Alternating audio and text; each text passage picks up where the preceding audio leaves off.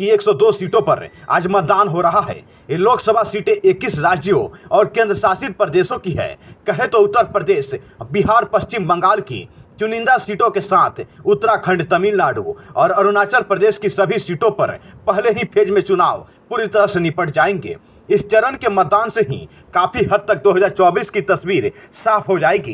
पहले फेज में बीजेपी के लिए अपनी सीटें बचाए रखने की चुनौती है, तो वहीं कांग्रेस को अपनी सीटें बढ़ाने के साथ साथ सहयोगी दल डीएमके के प्रदर्शन को बरकरार रखना होगा।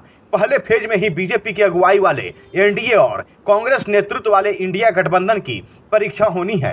पहले फेज की 40% सीटें बीजेपी ने पिछले चुनाव में जीती थी, जबकि कांग्रेस महज 15% सीटें ही जीत सकी थी। हालांकि गठबंधन के नजरिए से देखें तो इंडिया गठबंधन और एनडीए गठबंधन दोनों कमोबेश बराबर नजर आए थे। इसीलिए इस बार दोनों के सामने बेहतर प्रदर्शन दोहराने का चैलेंज और उन्हें न सिर्फ अपनी पिछली सीटों को बचाने बल्कि सीटों की संख्या बढ़ाने की भी चुनौती है। लोकसभा चुनाव के पहले चरण की जिन 102 सीटों पर मतदान हो रहे हैं, उसमें से बीजेपी सिर्फ 77 सीटों पर चुनावी मैदान में उतरी हुई है, तो वहीं कांग्रेस 56 सीटों पर, राजद 4 सीटों पर, तो अखिलेश यादव की पार्टी 7 सीटों पर चुनाव लड़ रही है। 2019 के चुनाव में इन 102 सीटों में बीजेपी 60 और कांग्रेस 65 सीटों पर चुनावी मैदान में उतरी थी, लेकिन इस बार बदले हुए समीकरण में बीजेपी पिछली बार से ज्यादा सीटों पर चुनाव लड़ रही है, तो वहीं कांग्रेस कम सीटों पर उतरी है।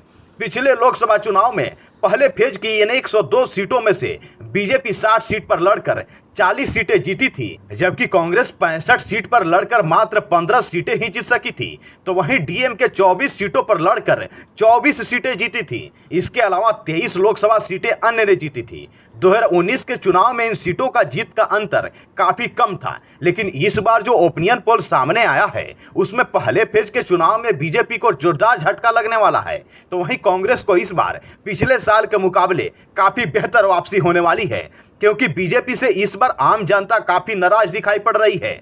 पीएम मोदी के नेतृत्व में बढ़ती महंगाई और बेरोजगारी के कारण कहीं न कहीं आम जनता भाजपा को वोट देने से दूरी बना रही है, तो वहीं दूसरी तरफ कांग्रेस पार्टी पर लोगों का मत है कि राहुल गांधी के नेतृत्व में कुछ अच्छा हो सकता है, क्योंकि राहुल गांधी लगातार 2-3 मुद्दों को लेकर चल रहे हैं, जिसमें से महंगाई और बेरोजगारी मुख्य है, जिसके वजह से आम जनता का झुकाव कांग्रेस पार्टी की तरफ बढ़ी है। यही कारण है कि पीएम मोदी के रैली से अधिक भीड़ राहुल गांधी के रैलियों में नजर आ रहा है। इस बार जो बीजेपी ने अपना संकल्प पत्र जारी किया है, उसमें बेरोजगारी दूर करने की बात ही नहीं की गई है, न ही महंगाई को कैसे कम किया जाएगा इस पर कोई बात की है, जिसके वजह से आम जनता की उम्मीदें कहीं न कहीं बीजेपी से इस बार जरूर टूट गई है। कहा जा रहा है कि पहले फेज के चुनाव में बीजेपी को मात्र 30 सीटों पर ही जीत हासिल हो सकती है।